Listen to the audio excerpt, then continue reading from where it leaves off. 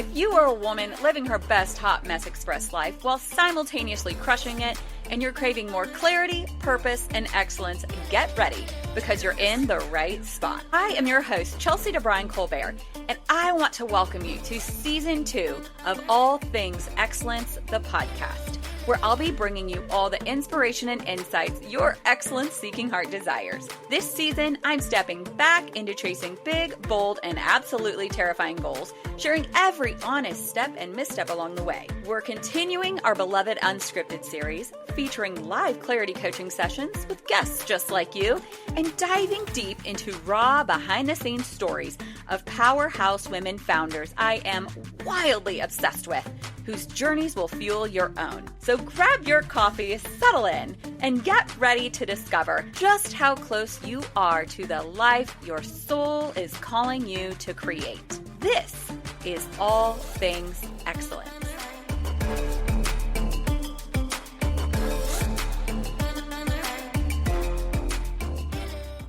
Hey, All Things Excellence. Welcome to today's episode of Unscripted, but Unscripted Coaching according to the Great Lock-In. If you have not listened to the episode about the Great Lock-In, I highly recommend going back and listening to it. It is all about, okay, first of all, I guess you have to know verbiage. You have to know that anybody that's like under the age of 25, what all of us over 25 say, when we say focused, kids under 25 are saying locked in. So knowing that the word locked in also means focused, no, that's where this came about. And so the Great Lock-In is really putting your head down, focusing between September, the beginning of September and the end of December, figuring out what do you want most, putting your blinders on, creating really simple goals with specific metrics, meaning you're measuring how you're going after your goal, you're measuring what you're accomplishing in your goal, and really being proud of where you land on January 1st.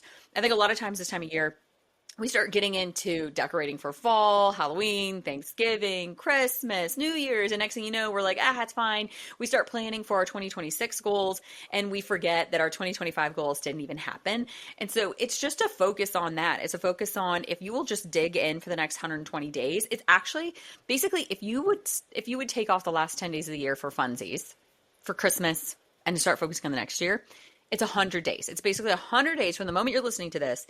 There are 100 days left between now and December 20th, before Christmas break, for you to put your head down and go after all the good things. Remembering that it's not just about accomplishing what you want this year, but it's also about setting up your 2026 for really, really good stuff. So highly recommend, go back to the Great Lock-In episode, listen all about it, listen about how you set up your stuff. But today I have a guest with me, and she is not new to coaching with me. She has had coaching with me. We've known each other for 11 years. You've known me before I got married, right? Yes. Yes, you've known me longer than I've been married. You've been following all the things. You've listened to all the things. You've been a part of my trainings for a long time. Yes, I've been a mentor in different capacities for over 11 years. And so you listened to a Great Lock-In episode. Yes. You I did. listened to it today, and it was exactly what I needed as a little, this is what I needed reminder. I've heard it, me saying to myself, what am I going to do with the rest of this year? I can't believe September is here. I know. It feels like April to me. I really am. I'm in a blur since April. I feel like I got to April, and then it was just like knowing my family's coming and knowing that we're going there, and then knowing it's summer, and then knowing, do you feel like that? Like, I've just been working my way through the summer, like just working my way in different capacities, like from outside to inside, inside to outside, just getting through the summer. And as soon as we get to the cool spell, I'm happy and ready for whatever.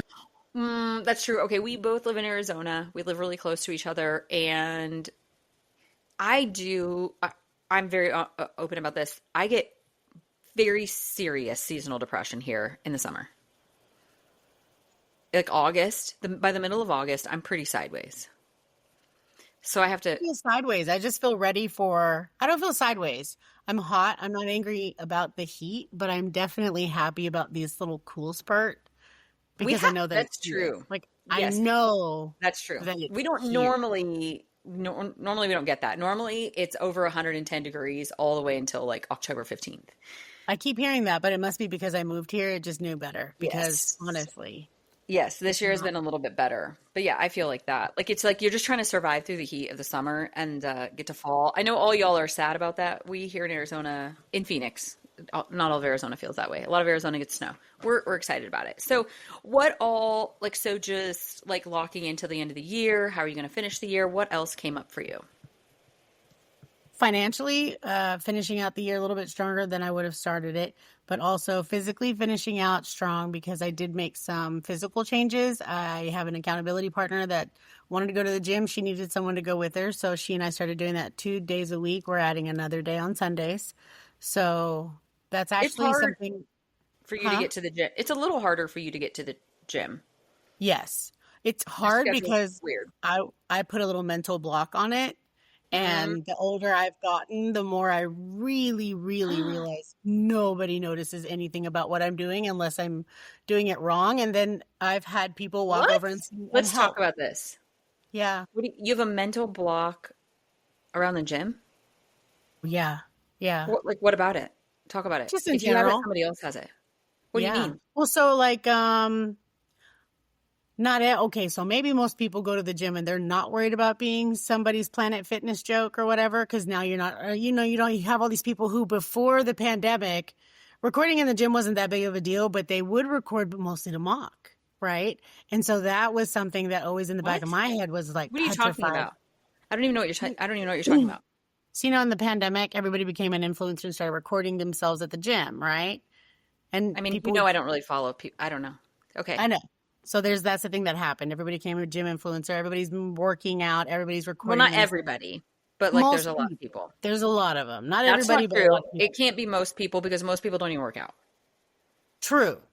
Okay, so maybe I have a really high following of people I want to watch work out because I'm like, if they can do it, I can do it, right? I think that's So, you. I don't have anybody on my anything that I see them working out no. or I that I they're have, recording their workouts. No, yeah. no, I don't have Well, that. they're not, but I've seen it to the extent where people would be in the background and then they're mocking them or they're picking on them or something. They're saying something about the way they're doing it. So that's always just been in the back of my head. Okay, so it's always been in the back of your head that people are recording other people and making fun of them in the gym? Yeah, maybe not even just recording them, but just a thing, just to be I didn't even know it was a doing. thing. Yeah, But you know, my philosophy is but my I'm a philosophy on like I'm always going to throw myself under the bus before anybody else can on anything. yeah.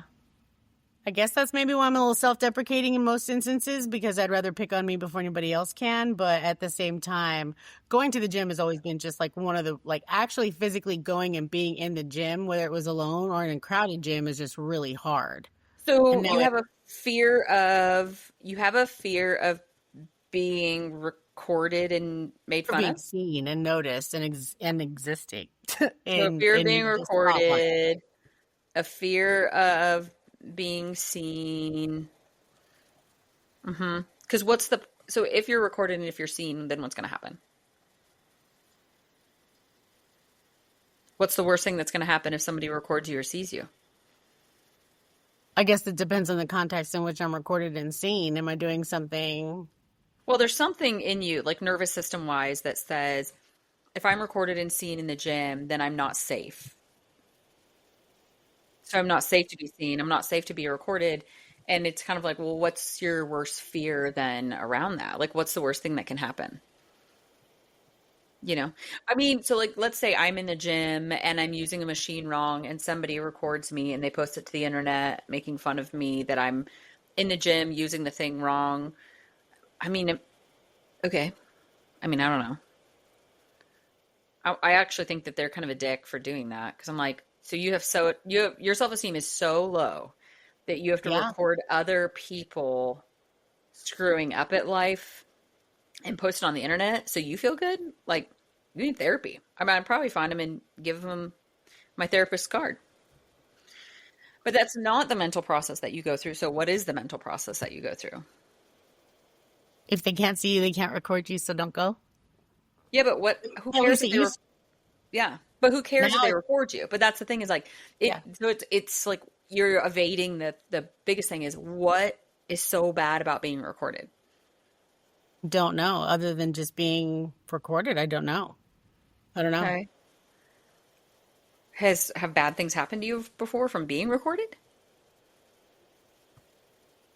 Not that I can think of. Not that I know of offhand. As far as I'm Yeah. aware, I've never been turned into a person at Walmart. One of those people at Walmart means. Yeah. So So you that, have to ask yourself, like, the fear was developed from somewhere. I mean, you grew up with a dad that was like really in the limelight. Your dad's probably been recorded a bazillion times, but yeah. right? Your dad's been recorded a bazillion times.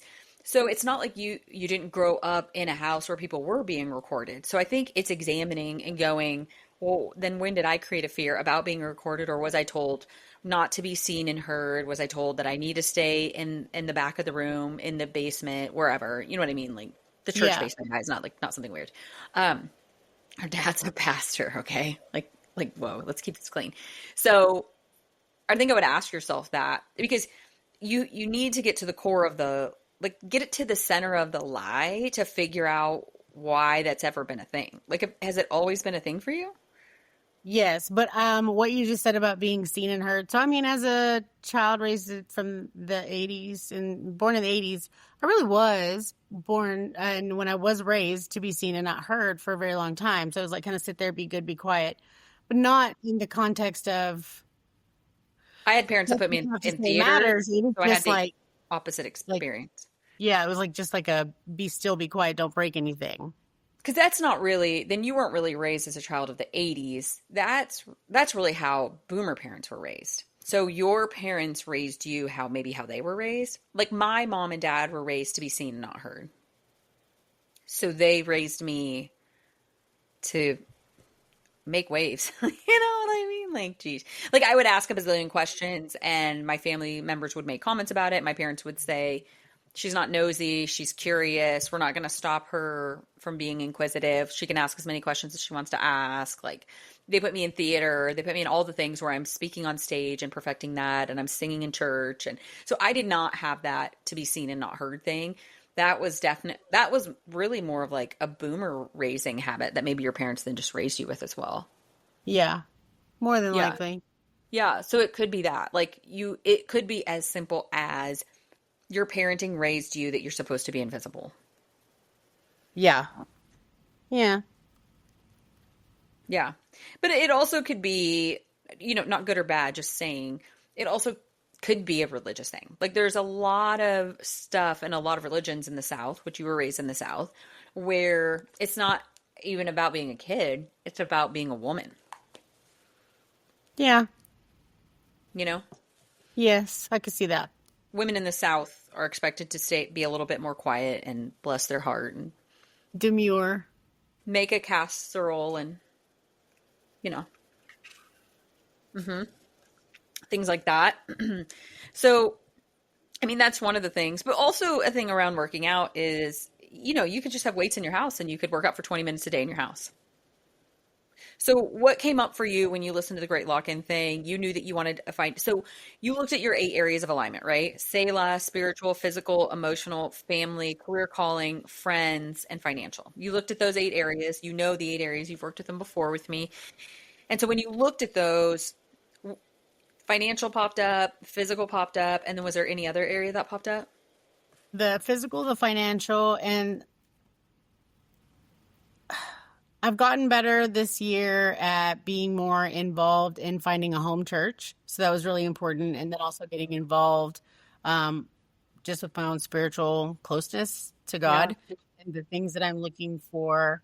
In part of the podcast where you said you locked in at the very beginning, you put your head down, you didn't date, you let Kobe know what you're doing or, and you locked in. And I Yeah. have talked about that, right? Like a part of me wants to be married. The other half of me really needs to lock in and figure this out. So I would rather get closer to God than focus on trying to date and find a partner is where I'm at this last half of the year too. Yeah. Because I do think there is something to that. That decision that I made was on the heels of someone saying to me, why do you want to be married? Well, everyone's married. That's not true. And everyone's not married. Okay. Well, in my small town in Iowa at the time, all of my friends actually were married. Like that was a reality for me in my mid 20s. And she was like, well, do you want to be like them? And I'm like, well, no, of course I don't want to be like them. Like, they're so happy and content. They've graduated college. They've got their 8 to 5 jobs. They're married. They're in their houses. They'll be in this house forever. And eventually then they'll buy their forever house, whatever. And then they'll move back into town. And then, you know what I mean? Like, it's like that. Like, that's Iowa people. Yeah. They live in 2 to 3 houses in their lifetime. Usually 3. They have their starter home, and then they have their family home, and then they have their retirement home, and they work their same jobs for 30 to 40 years, and then they retire, and they, go to the same church, they hang out with the same people, and they do the same things for their whole entire lifetime. And not that there's anything wrong with that, right? Like, that's my brother's. There's a lot of stability to it. I think that's awesome. It's just, that's not me. Like, that wasn't me. And I was like, gosh, no, like, just because as a human, like, that's just not who I am. And she said, okay, well then stop acting like them, because that's what you're doing. You're acting like them. And I was like, oh, and she's like, the woman that you are now is not the woman that you are meant to be as a wife. So why don't you put your head down, focus on these goals that you want, that you keep not achieving, because you keep sidetracking, going after this like spouse thing, and work on those goals and go after that. And in the process of that, who you become in the process of that, that's going to cause you to, now what I would say is, come into energetic alignment with the person that's meant to be your spouse. And I think that's so true, because who I was required to be in order to step into that promotion in my job, there was just some like life habits, like going out with my friends on most nights, that they had to go to the wayside. Like, I couldn't do that anymore. That got in my way. And it just came to this point where I was like, I literally do not have time in my life to go out every single night with my friends, because I've got work to do. I don't have time.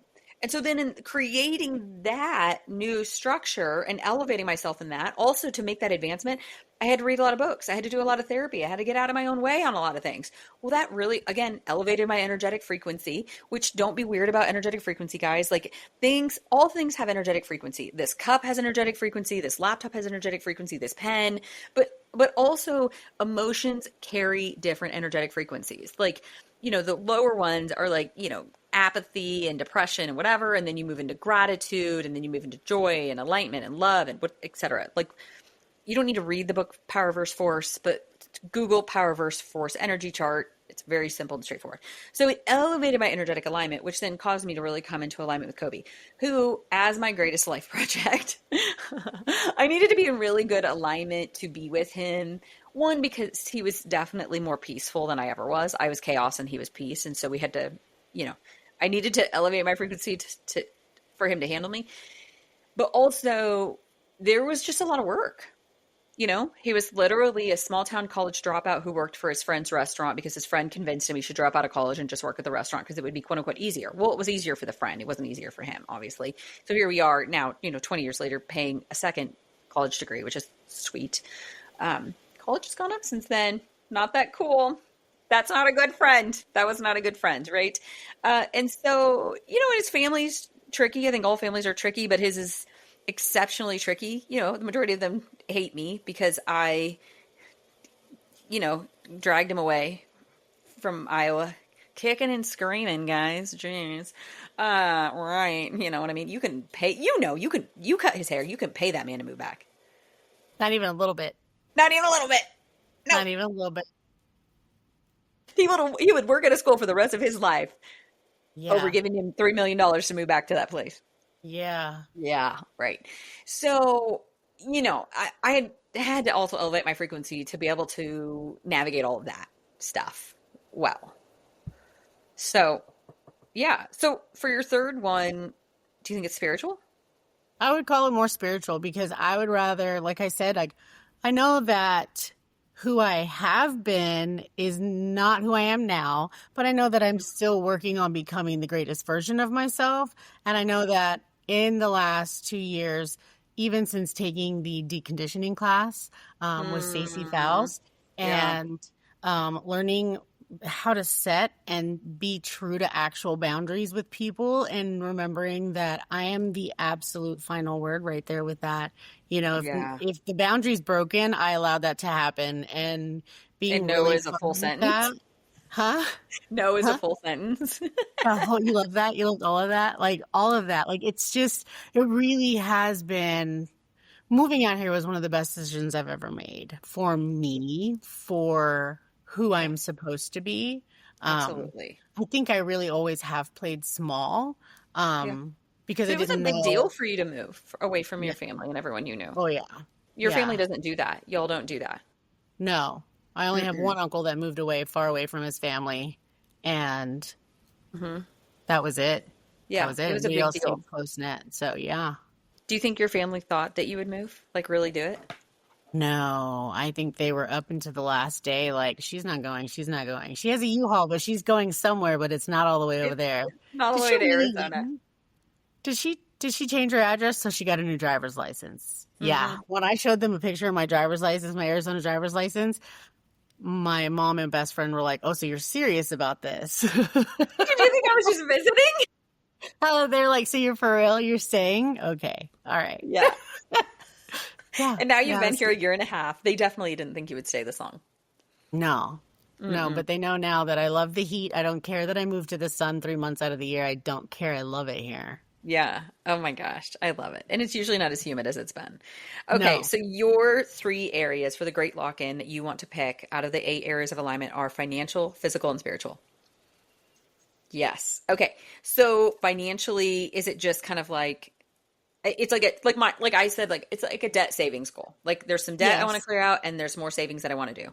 Yes. That's Okay. that's essentially what it is. Okay. I want less debt and I want more savings. Okay. So that's the overarching goal with that one. Physical, what do you want physically? Honestly, I physically just want to continue being moving and being stronger and continuing to eat healthier and make better choices. But So why? collectively, well, why? Because I need to be able to pick myself up off the ground forever and a day, and I want to be able to do that by myself. You know what I mean? So the Just 80-year-old solid version of movement. you. The 80-year-old Is that version of me, yeah. because it's when you look at these 8 areas of alignment, it's like, how do you want them to feel? How do you want them to look? And when how you want them to feel and look isn't aligning with what is the reality today. Like if the reality today is not what you want, it's like, well, what is that like that dissonance? Like what's missing there? And so for you physically, you're going, if I keep doing what I'm doing today, the 80-year-old version of me isn't going to love that I'm like grunting and ugh to get up off the floor, right? So really the vision that we're focusing on, like if we put a mental picture in your head, it's that the 80-year-old version of you is getting up off the floor with ease. Just that, but like doing all the things with ease. I want to be able to do all of it. Like I don't want to have to worry about whether or not I can go float the river. I want to go float the river. I want to be able to go do the things and not worry about, oh, that might hurt. I'm not worried. Yeah. I don't want to. That's not a thing that I want to worry about going forward. Yeah. Yeah. Yeah. Yeah. With I ease. I I already glow. I already pop like a glow stick. Everything already about me pops, and that's fine. The goal is to just keep it moving. Like the weights at home, I've learned Hmm. that they're just too heavy. That's why everything about me pops. So That's getting not true. That smaller means you weights, just have your form isn't good. that too. I We'll was talk told about the that. form and then the weight might be too heavy. So I was like, okay, I can lower that. Well, that's not true. It depends on what you're doing. It really truly is probably your form, Yeah. you know? Yeah. Like, But I just don't want to do anything to make it worse. Everything I want to do is to get a little bit stronger. uh, And uh, I've like what weights are you using? only have one big 25-pound weight and then a 10-pound kettlebell. So that big 25-pound thing back behind my bed is my head probably not Yeah, you doing could the do best. 25 for this is fine, but if you don't have the right It's a form for plate. that, Yeah. So it's a plate. It's just one big plate that I'm like, yeah, I that think you're it's my doing. elbows. Yeah, it's probably just your form. So your elbows, though, whether your elbows popping is coming from the form of your shoulders, and I would guarantee that you're like not activating the muscles in the back, like rolling them down and back. Sorry, guys, welcome to your fitness podcast for a moment. So you're not really rolling your shoulders down and back. So when you're doing this, this is all out of back, shoulders are out of alignment, putting your elbow out of alignment. I would just say it's posture. I mean, you could probably record a video of yourself, put it into ChatGPT and say, critique my form here, please, and thank you. I can put a video of me doing that in there. That's going to be even better now. Okay. Yeah. Yeah. So I just asked ChatGPT what your form sucks. Also, yeah, you need some weights different. You could use those for squats and stuff, but as far as like anything else, we'll talk about that later. Okay. Yep. It's just the kind of weight. So we need different weights. But you also, don't you have a full gym in your I have a full gym over there, which I have been utilizing a lot more. It's just the at home when I'm here. But I have been utilizing my at home gym, which does cost me. But going 2 days a week and meeting the girl at the gym and going to EOS and doing the machines there and actually working with someone and having that in person one in the club. Yeah. Yeah. The one in the club's free though, right? Yeah, that one's free. Mm-hmm. And I've gotten over my fear of being there alone. Don't ask me why I had a fear of it. I just Do you have a fear of being seen and a fear of being alone? Yeah. Tell me you're an Enneagram 6 without telling me you're an Enneagram 6. Yeah. Yeah. I have a fear of being seen, but I also have a fear of being alone. You guys, this is the Enneagram 6 right here, inside the head. The chicken, the sky is always falling. Chicken little Alice is on the run. She doesn't know it from what. So financial, our goal is decrease debt, increase savings. Physical, 80-year-old self, being able to go around and do all of the things with ease, physically do all the things with ease. And then what about your spiritual? Like where do you want to be January 1st with your physical or your spiritual life that you feel like you're not today? What kind of increase do you want to create with that? That's a good, like just increase in it, just like where I am. I think I want to just be more involved. I want to actually find a home church. I want to find an actual home church and just be a little bit more involved than I actually am. You actually knowing, y'all like cheating a little bit because I know you. You want to feel connectedness and you want to feel community. Yeah. Correct? That's probably more what that is. Yeah. Like you do not feel spiritually like you're involved and connected in a community spiritually. Correct? Okay. Okay. So these are her 3. So this is the process that we go through, guys, in figuring this out, like figuring out your great lock-in goal, which again, you can jump on, grab a coaching session with me, and we can do this in a 1 hour, 60 to 90 minute coaching session. So under financial, we're going to decrease her debt and increase her savings. Under physical, we're going to go after the vision of her 80-year-old self, physically doing all the things with ease. And under spiritual, we're going to work on helping her feel connected and connected in community as far as her spiritual church life goes, which you do not feel right now. So let's talk metrics. In order for you to decrease debt and increase savings, do you have an idea of metrics, or do you need suggestions? I would take suggestions because I have ideas other than working my business and then what I have at my W-2 job, at my regular job. Mm-hmm. So one, you're like, I've got to increase income. Yes. Okay. And decrease the amount of debt, which also is getting rid of unnecessary subscriptions in my life that crept back in. Yeah. Amen and high five to that one. Yeah. You need to increase your income, right? You do feel like there are some places where you need to decrease expenses. Yes. Okay. Because I want you guys to know, sometimes I had this conversation with my mom a couple years ago, and I said to her, we are living so skinny right now that there aren't any expenses that we could get rid of.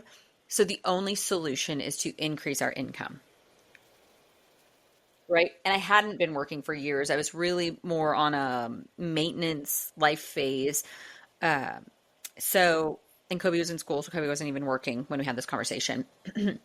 So it wasn't like the decreasing expenses wasn't even an option. The only option was to increase income. But you know for a fact, yes, you need to increase your income, but also there's some expenses that you could decrease. Yeah. Yeah. Okay. So there's that. I also think that this is a little bit, again, guys, I'm cheating a little bit here. Knowing you, love you, but I think you could get better at tracking your money. Big facts. That's big facts. You want to talk about other things I'm scared of. If I don't look at it, it's not a problem. If I don't look at it, nothing's wrong with it. As long as it's not red, we don't know anything about it. I see money in colors, and if it's red, it's a problem. If it's green or black, it's still there. And if it's blue, it's leaving at some point. And like, sometimes whole numbers, sometimes not. Yeah. Oh So that's my another God. reason why I signed up. So I am checking out a local church, and I did see in one of their My little spreadsheets gosh. that they're offering this Financial Peace University class, Yes. and I'm taking that, and I'm going to Yes. that, and I'm Yes. really excited because I You got the year-long are. subscription. Yeah, I got the subscription and I got the app. And the app reminds me that I need to finish my budget. But the one time I tried to do it, it was like, you are so poor. It was like, where's your money? Where's your Well, income? And I was like, oh, I forgot to put that in. So I put the okay. money in, and I have it and I'm using it, but tracking it and being intentional about tracking it is the goal so that I know where my money's going because, oh, wait, where did it go? Is like, did that get paid? Did it? Kobe, get on in here, Kobe. Old Aaron just came home. And we are right now recording, talking about our friends. We don't say her name, but you know her. She cuts her hair. Oh, yeah. Yeah. She's that one. We're talking about one of her lock-in goals is financial, decreasing debt and increasing savings. And I was like, what do you think some metrics on that are? And I said, as your friend, I'm lovingly saying, I think one thing you might need to do is increase your tracking. And she goes, yeah, I see money in colors. Sometimes it's red and sometimes it's black. I need a haircut, by the way. Yes. We're all looking scraggly over here. Kobe, you see money in colors. Colors? Yes. Yeah, like new shirts and stuff like that. Oh my gosh. Did you hear that? He goes, I see money in colors, like in new shirts. I need a new black shirt, a new blue shirt.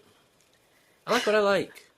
And I'm like, this is why you don't keep, this is why money doesn't live in your account. This is why money does not live in his account. This is why the moment he gets paid, I snag it. I don't think I actually had any money issues, but I think my scarcity money issues came after I married this guy because he can make $1,000 disappear at a 7-Eleven in a week. I don't need a week. 7-Eleven has some good items. I don't need a week. I don't need a week. You too. You too. Like you just. I am the problem. I am the problem. I know I'm the problem. Yeah. Like that's unfortunate. That's Kobe unfortunate. goes, yeah. Kobe knows he's the problem. Okay, so what I will tell you is we in our house we have in our house I say we in quotations, I say that very lightly. In our house there is what is called Money Monday. I block out an hour every single Monday because you all know that's my Get Done Day. And every single Monday I look full circle at all of our expenses. I'm like, okay, what did we spend money on the last week? What's coming out this next week? Because my income is very variable. So I'm like, what kind of income did I make the last week? What am I forecasting for this next week?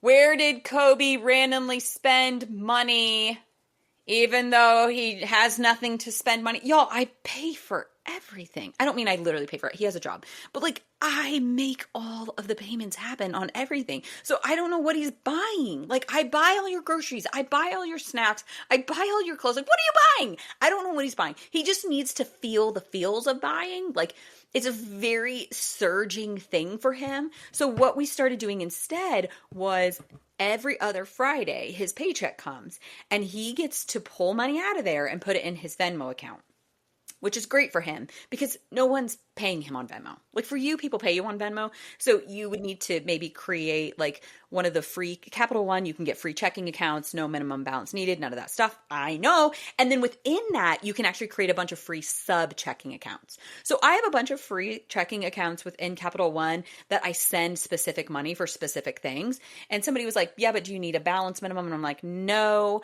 because I have my executive assistant, like, when people pay me to use her, I put that money in there and then I drain it every time I pay the bill for it. Like, so the answer is no, I know I drain it every month, one of them.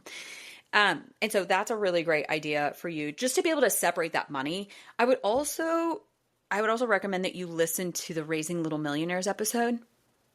I saw that one.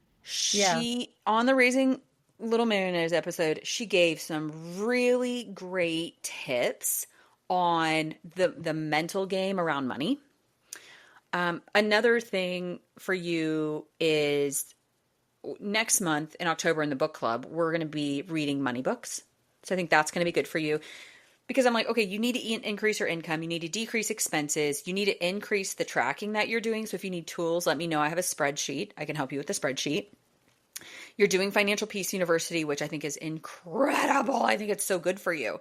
But the fifth thing that I have written down, you need to detach your emotions to your income and your money, because I noticed there was some like emotional, like worth value stuff coming up around how much money you do have or don't have, and do make and don't make, and it's like you gotta pull yourself off the roller coaster of how much money I make is like who I am or what I'm worth or how valuable I am or whatever.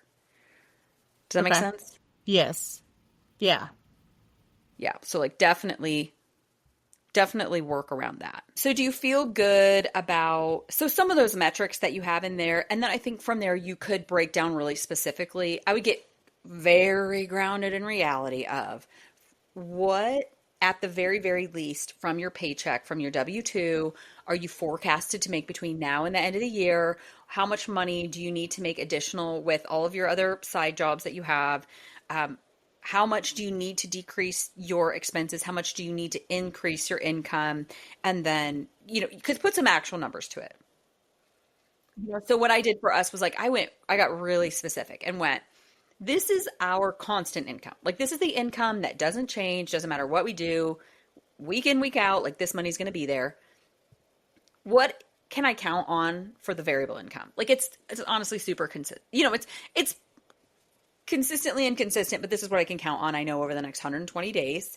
And then what aligns with the goals that we have now for savings and debt. Like, so what do I need to make then in the place of that? And what goals do I need to go after then with that? And almost kind of setting up some metrics. You have to then set up some metrics with that.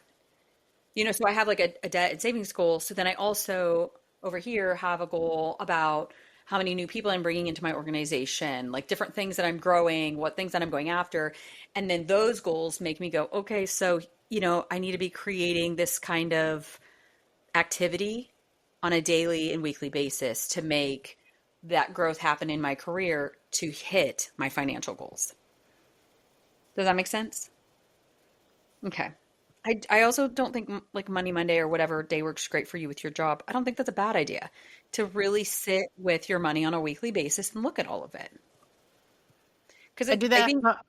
I do that on Tuesdays, since Tuesday's my second day off in the week. So that's my Tuesday now, is getting organized, especially if it's the Friday after or the Tuesday after being paid. I can see what needs to go out, what still needs to be paid, and then what can go from there. Yeah. I have an awesome spreadsheet that I love using, like a Google Docs spreadsheet that does a lot of mathing for itself. But for this 120 days, I actually printed out a calendar, September, October, November, December, and every single reoccurring expense that we have, I wrote it on the day that it comes out for 4 months. There is nothing like doing that makes you go, seriously? How much money am I spending on this? What is the return on joy that I'm getting on this? Is there a good ROI on this?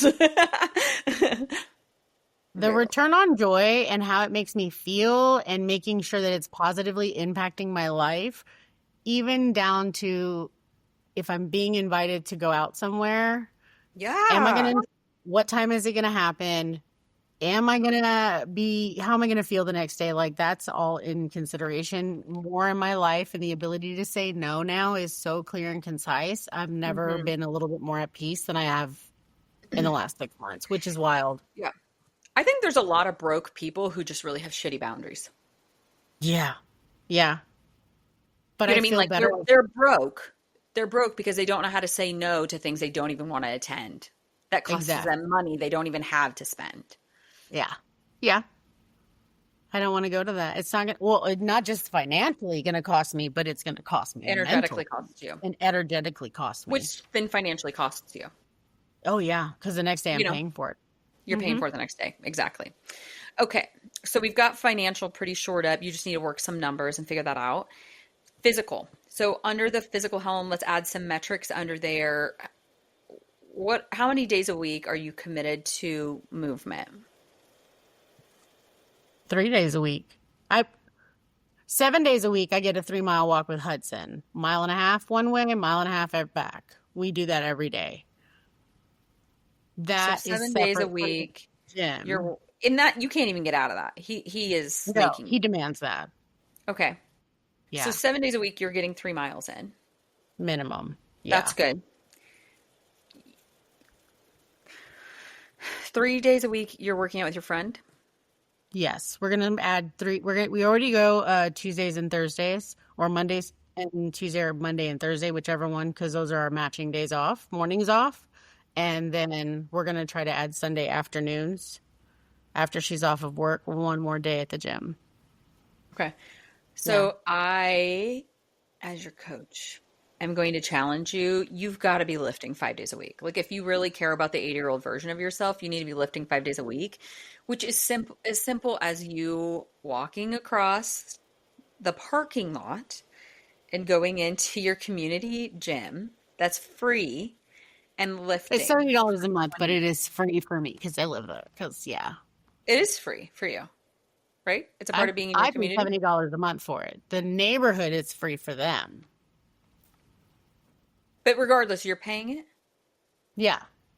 So it's a gym membership I'm paying for that I was scared to use. You pay $70 a month for the whole thing over there. Yep. To not use it? I know. Do you have to pay for this? Yeah. It's already in there. It's required. Yeah. And how much are you paying for EOS? I'm not. I'm on her friend pass. Well, that's cool. Yeah. I wouldn't sign up for another gym membership. Yeah, you shouldn't. $70. Okay. So, and then EOS is free. Okay. Okay, so here's the thing. You've got to, at your age, we're the exact same age. You're 40 years old. As a 40-year-old woman, if you do not start gaining muscle now, you're never going to get it. Like you've got to start now or you're going to start losing your bone density and everything. So you don't really, I mean, I guess you do have a choice. You could, be like crippled when you're 80, I suppose. But I don't feel like that's the choice that you want. So you've got to create some sort of commitment within yourself. Do they have free weights over there? Like, you just looked at the free weights? Okay. So we'll create a ChatGPT workout for you. We're going to create one that's actually 5 days a week. And I'll give that to you. One that's 5 days a week with these free weights. It's an easy ChatGPT prompt. And then what you need to pick 5 days. And those are no matter what, you lift on those 5 days. And 2 to 3 of those days might be with your friend, but she also might be sick. And so the days that she's sick, you have your alternative. Yeah. Okay. Yeah. So what are the 5 days a week that you're going to lift? Tell me, what are your days? Sundays, apparently. Because what workout are y'all doing on Sundays? On Sundays, we hit these different machines that are working different areas of the body, right? Yeah, so y'all are lifting. Yeah, so we're lifting. Yeah. We're just doing it on the machines instead. And then get on the treadmill. Okay. Incline treadmill as at the end of the workout. So you're doing Sunday at EOS. And Sundays, Tuesdays, and Thursdays. But I would do the... Sundays, Tuesdays, and Thursdays. That would be at EOS. And then so Monday, Wednesday, Friday, I would be at my gym. You don't even need to do that. That's 6 days. You could just do Sunday through Thursday. There you go. Sunday through Thursday. Because Friday and Saturday, super early at work. Yeah. Fridays and Saturdays are your haul as a hairstylist. Okay. So, and you don't even have to do it long. Like 20 minutes, dude. 20 minutes. Okay. So Sunday, Tuesday, and Thursday, you're lifting at EOS. Mondays and Wednesdays, you're lifting at home for 20 minutes. And we're going to get chat to make a little thing for you.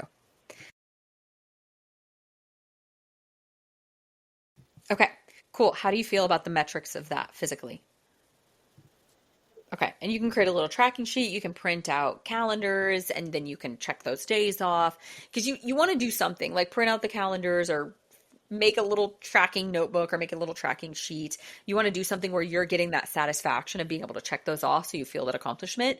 And then also get your accountability buddy that you already have with her. Tell her like, okay, we're working out Sunday, Tuesday, Thursday, but you're my accountability buddy. Or like post on your stories or something like that. Be like, I'm committed between now and the end of the year that I'm going to, whatever. And you just post that quick little story as an accountability to the world that you're doing it.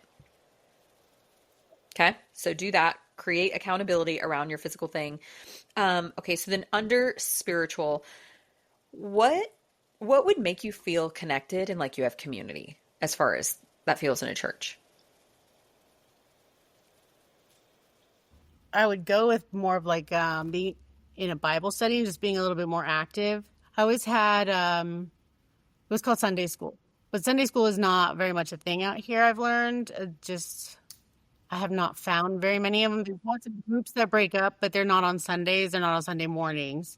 So they do have Bible study. Sunday school, there's Sunday school, which is one thing, which is still really big in your traditional denominational churches, right? Yeah. That's not as common in non-denominational churches because they're so big. Right. And so then that's where they have your groups, right? They have your small groups and they have Bible studies because they literally couldn't hold. They're too big to be able to hold Sunday school. Not to mention they also have services on Saturday night because we live in like sports central. And so a lot of people go to church on Saturday night. So step one, have you found a church? Have you found a home church? Haven't found a home church. I'm still consistently visiting between two different ones. Okay. What's keeping you from just picking one? Neither feels really like home, I guess you could say. I'm still, I guess, yeah. You haven't made either one of them home, correct? True. I haven't made either one of them a home. And I have not been in the last 3 weeks to either one of them just because I've been working on Sundays as well. So there is that little bit of... You can change. When we very first moved to Arizona, we started going to SVC and it was so wonderful and so great. I got into the women's Bible study there. And that's where I really felt like Arizona was my home because I got into this women's Bible study and I had this Bible study every single week. And that's where I got friends. And then I hung out with them outside of church. And that made Arizona feel like home. It made that church feel like my home. Then, during COVID, that church really changed. It changed its views on a couple things that I was like, I ain't lukewarm about that. Sorry. So there was that. And they changed how they were treating the women's studies and the emphasis that they were allowing it to have and just the energy that they were willing to give to it. And so that did not make me happy.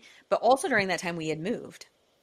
We moved up to Chandler and oh my gosh, what's it called? I want to say CVS. CCV. CCV Church was across the street from our house and we could physically walk there and we started going and it just felt so much like our church back in Texas with Pastor Keith that instantly we were like, oh my gosh, we love this. This is home. Like this is absolutely everything. Because there's about 10 billion factors that go into me. I'm really kind of picky and wild. When we first moved here, I think I went to every single church from here to Peoria. And so, but here's saying all of that story to say, we moved here and we had a home church for several years and I was deeply embedded with it and I was involved in the Bible study and those were my friends, those were my people. And then the church changed. And so I changed what I consider my home church and it changed and that's okay. Yeah. And we actually even went to a different church in between there because when we moved back out here, CCV wasn't out here yet and we had to drive like 40 minutes. And I'm really honest with myself. I'm like, that's not going to happen. I'm not going to do that. Like when we're tired at the end of the week, we're not doing that, Yeah. So we were going to Rock Point, of which a lot of people love Rock Point, and I think it's awesome for a lot of people. It's just not my thing. He's like a bro, and I don't want a bro pastor. Yeah. Like that's not my thing. So we went to it while we waited for a year and a half for CCV to be built out here, So then, but yeah. So I'm saying all that again to say, like, it's okay to switch homes. Because life changes and they change and philosophies change and churches evolve and pastors change, So what's being taught changes and what's being integrated, so I think you just need to pick one. Just pick one. Which one are you doing financial peace with? At the one with the bro, which is another something that I didn't notice about it until very recently, and it's very His it also broness? feels it's a bromance, but it also feels like it's a show. And I don't Well, okay, when I'm saying, I'm not saying bromance. That's not what I'm no, no, saying. no, That's not not what bromance. bothered me. Not that. Like, But it's like hey, very y'all, I'm a bro, it's bro, very bro, bro. yeah. It's very And Enneagram 3, and I'm just not an Enneagram 3. No offense to the Enneagram 3s in the room, but like, I, yeah, no. It like bothers me how much he needs to be seen as cool. Like that just doesn't work for me. And I think a lot of people like that. So no shade at all to it at all. But that like actually sends me sideways. And so that like detracts me.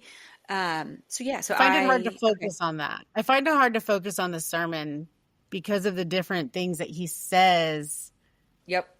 and it's just so off the wall. And I'm Okay, like, that's not the right one. yeah, no, it's not. And I'm just finishing out the Financial Peace University, and Yeah, but yeah, it's also great. Like we can be involved in other churches and their programs, yeah, and I think that's awesome. So I think the number one thing, you've got to pick a church home. Just pick it and go with it and marry it, and it's okay to have a breakup. You know, in yeah, my direct sales career, I would always say to people when they would come into my team, I would go, I might be the best person for you, but I might also not be. I might end up just being like your biggest cheerleader and a person that has a lot of resources for you. But just like church, if you resonate better with a different pastor because of the way that they speak and teach and train, like I just want you to go where you feel fed and you can be successful. Like do not think that you're just like stuck with me. I will always be your number one cheerleader. I'll always send you prizes. But like speaking of, I have a bag for you right here. yeah. Yeah, you guys, she's also in my direct sales organization. So I've got this prize bag for her right here next to me. But you can switch. There's no law that says you can't go to a It's new not church. permanent, which has No. been my saving grace coming out here. Is another thing is that it's not permanent. I can check it out. I can change it. I can see if this really is for me, and then try it again. But I think it's time that you just need to pick one. Yeah, You need to it's pick one been so you can get deeply embedded in it and just, yeah. Okay. So, one, under spiritual, number one, you need to pick a home church. And number two, you need to get into, honestly, Paula, it probably wouldn't hurt you to get in a small singles group and a Bible study.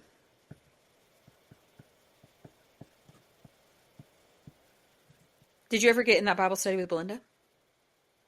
haven't heard from her about hers yet, but there is one from CCV that's starting back up. So There you go.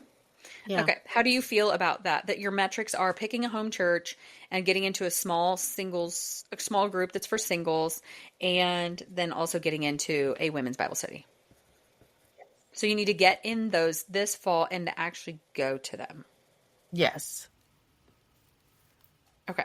So the metrics that you have, guys, this is financially, again, decrease debt, increase savings. So we're having her track 5 things. She needs to increase income, decrease expenses, increase her tracking. She's going to do a weekly money reset. She's doing Financial Peace University, and she's going to work on detaching her emotions from like tying money and worth. Okay. So we've got some books that we'll talk through about that. Okay, we'll just say that because people are going to be like, which books? I honestly, guys, there's a billion books out there, but I don't think there are any better books for women to help with money mindset than Barbara Stanny's books. I don't think so at all. I think Barbara Stanny takes the cake. She's got Secrets of Six-Figure Women, Overcoming, what's it called? Overcoming, oh my Lanta, Overcoming Under Earning. It's right here. So Secrets of Six-Figure Women, Overcoming Under Earning. She also has look it up, you guys. It's got pearls on the front of it. I'm laughing at myself because I'm reading it right now. I'm like never ending reading it. And then the book that we are doing for October book club is Rewire for Wealth. Rewire for Wealth. In October in the book club, we are going to be studying the book Rewire for Wealth, and it's all about rewiring your mindset. Oh my gosh, it's like the other book she has starts with 2 S's. She did get married in between some of those books. So the Rewire for Wealth, it says by Barbara Huson, Huson. So that's the book we're going to be reading for October Book Club. But so I want you to do that. Again, you guys, I think those 4 books are superior because they don't just say like, yeah, okay, you're a badass at making money. Sure. Like that's a decent book, but she just literally tells you like, you're a badass. Stop thinking like that. Get over it. Think a new thought. And I'm not saying I don't love that. That's not what Barbara Staney's books are. Barbara Staney's books are workbooks. You cannot listen to these on Audible. You have to get the freaking book. Sure, you can listen to it on Audible while you're working through the book, but they're freaking workbook books. Also, I've heard this from people before. Oh, they're probably all the same, so I'm not going to order all of them. Bish, they are not all the same. If I said order them all, okay? Now, would I tell you to order all of John Maxwell's books? Absolutely not. They all say the same dang thing. You can order like 5 of them and you're good to go. But when I say order all Barbara Staney's books, because they're all different, order them all. There you go. There's my challenger frequency. Erwin McManus has a book called The 7 Frequencies, and it's the different 7 frequencies that people can speak with. And there's one called Challenger. And when I took the quiz, I came back as that, and I was like, nah, it said Healer Challenger. So basically, it was like you sit with people and their feelings, and then you yell at them and tell them what needs to happen. And I was like, I don't do that. And Kobe was like, you do. Yeah, no, you do. It was Commander. It was Healer Commander. Like, this is what you're doing. I'm commanding it right now. Paul's like, yes. Those are your frequencies. Okay, so physically, 80-year-old self, physically doing all the things with ease. So 7 days a week, you're going to keep walking 3 miles a day with Hudson. You don't have a choice. But then Sunday through Thursday, Sunday, Tuesday, and Thursday, you're going to work out at EOS with your friend lifting, and you're going to lift at home for 20 minutes on Monday and Wednesday. We're going to figure it out with ChatGPT based on some weight choices with you. And I really think you just need like a 10 and 15-pound dumbbells would be really great for you. And then spiritually, the goal is to get connected and feel like you have community within a church. So you're going to bite the bullet and you're going to pick a freaking church. For a year and a half, you've been trying to pick a freaking church. Pick a freaking church. You're going to pick a freaking church. You're going to get a small group for singles, and you're going to get in a women's Bible study. And you're going to get into them right away. When we get off of here tonight, you're going to do it. You're going to get it done. And you're going to go after it. How do you feel about those metrics? I like them because that you took it all out. Mm-hmm. And you help me break it all down. Yeah. Because you have to get it to the point where it's like, okay, sure, you want to work on financial, physical, and spiritual, but what are you going to do to make that happen? What is that looking like? And so here's where the tough part comes. The tough part comes in being really accountable with yourself in your morning stillness time. Having this written out, having it placed all over the place. Even if you guys take sticky notes and you put your areas, like write your areas on a sticky note. So it'd be taking 10 sticky notes right now, Paula. And sorry, it would be taking 10 sticky notes, person, and writing financial, physical, and spiritual on these sticky notes and sticky noting them around your house and putting one in your car. So that way you're seeing them just as this mental trigger to go, oh yeah, I'm doing that. Like, what are my goals again? Looking back at that. Because I can tell y'all, I'm a week out now from picking my own great lock-in goals. And I got to look at it every day to remind myself, like, right, this is not only the areas that I'm focusing on, but this is what I'm focusing on to make happen within those areas. Right. And then I'd have people who make me accountable to it.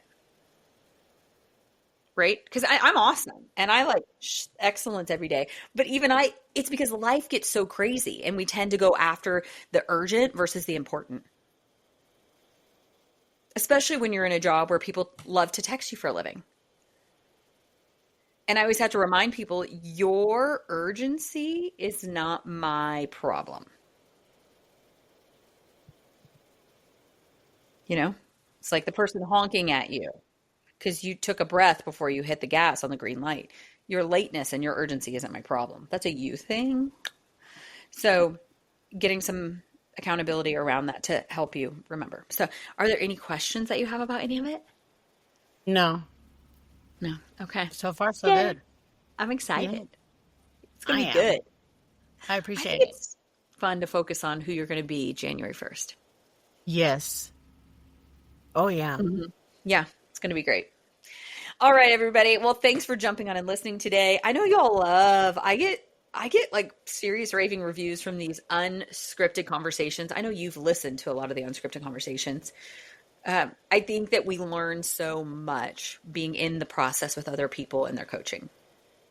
we get a lot of ahas when we listen to other people. So thank you for jumping on here and listening today. If you ever want to be a part of our unscripted episode, just email hello@chelseydbc.com. It'll go over to Caroline and she can talk to you about getting connected with being on an episode of Unscripted. Again, we hide your face, we hide your name, we hide as much as you want to hide, or if you don't care, we'll put you out there as much as you want to be put out there as well. So thanks again for listening, everybody, and we will chat with you next time.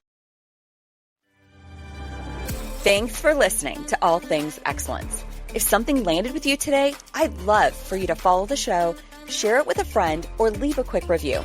It helps more women find these transformational conversations. And if you're ready for support with your next step, or needing someone to stand in the gap with you to figure out what that even is, I'd love to create that space for you. And my intro clarity call is a great place to start, because life is too quick and too full to have to figure it out alone.